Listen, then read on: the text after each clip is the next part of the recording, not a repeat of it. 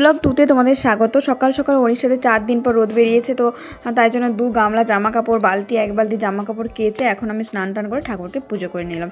আর বাবি এখনও ঘুমোচ্ছে, সেই ভাগে ভাবলাম যে রান্নাটা কমপ্লিট করে নিই। আজকে যেহেতু বৃহস্পতিবার ছিল, সেই জন্য আজকে হবে ফুলকপি আলু পোস্ত আর হবে ডাল। তো আমি এখানে 1 কেটলি গরম জল বসিয়ে দিয়েছি। এটা হচ্ছে যে তোমার হচ্ছে যে আমার একটু কাজে লাগবে, আরও কিছু কাচাকুচি বাকি রয়ে গেছে আর কি। তো যাই হোক, আমি এখন কড়াইতে গোটা জিরে ফোড়ন দিয়ে তারপর আমি পোস্তটা এখন করে নিচ্ছি। আর যেহেতু এটা বাবিও খাবে, সেই জন্য আমি একদম লঙ্কা গুঁড়ো ইউজ করছি না। লাস্টে আমি 2টো কাঁচা লঙ্কা দেবো। এই সেই ভাগে ভাবলাম যে কাজু আর ইয়েগুলো তোমার আখরোটগুলো পড়ে আছে ব্যাগের মধ্যে, তো ওগুলোকে একটু রোদে দিয়ে দিই। আচারটাও রোদে দিয়ে দিলাম, যেহেতু অনেক দিন পর রোদ বেরিয়েছে, সেই জন্য বেশ ভালো লাগছে দেখতে। আর গাছগুলো বেশ বৃষ্টির জল পেয়ে না খুব সুন্দর হয়ে গেছে। দেখো গাছেতে আজকে কত ফুলও হয়েছে। আর দেশ থেকে যে তুলসী গাছটা এনেছিলাম তোমাদেরকে দেখিয়েছিলাম, কত ছোট ছিল, ও বড় হয়ে গেছে। আর চিকু তো এখন খেলা করছে। তো এখান থেকে বাবির জন্য একটু পোস্ত তুলে রাখলাম, তারপর ডাল করে নিয়েছি সব রকম সবজি দিয়ে পাঁচমেশালি।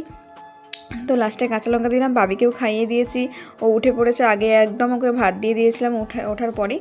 তো আমরাও এখন লাঞ্চটা করে নিলাম। তারপর সন্ধেবেলায় সন্ধে টন্ধে দিয়ে একটু শনপাপড়ি খাচ্ছি। তো আমি খাবো কি, ওকে আগে দিতে, ও দেখতে পেয়ে গেছে না, সেই জন্য ও আগে চলে আসে। তো চলো ভিডিওটা কন্টিনিউ দেখতে থাকো, কেমন লাগলো জানিও। এখন এই 7টা মতো বাজছে, এগুলো মেখে রেখেছি, ময়দাটা মেখে রেখেছি আর একটু আলু কেটে রেখেছি। আলুর তরকারি ঝাল করে আর একটু লুচি বানাবো। তো বাবি এখন এই যে বাবিকে একটু বসিয়েছি, ও এখন নাক কোনটা, চোখ কোনটা, কান কোনটা এগুলো মোটামুটি দেখাতে পারে, জিভ কোনটা এগুলো দেখাতে পারে।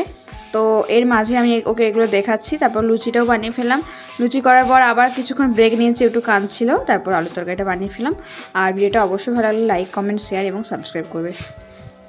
সকাল থেকে রাত পর্যন্ত এইভাবে কেটে গেল। তো চলো, গুড নাইট, দেখা হচ্ছে নতুন কোনো ভিডিওতে।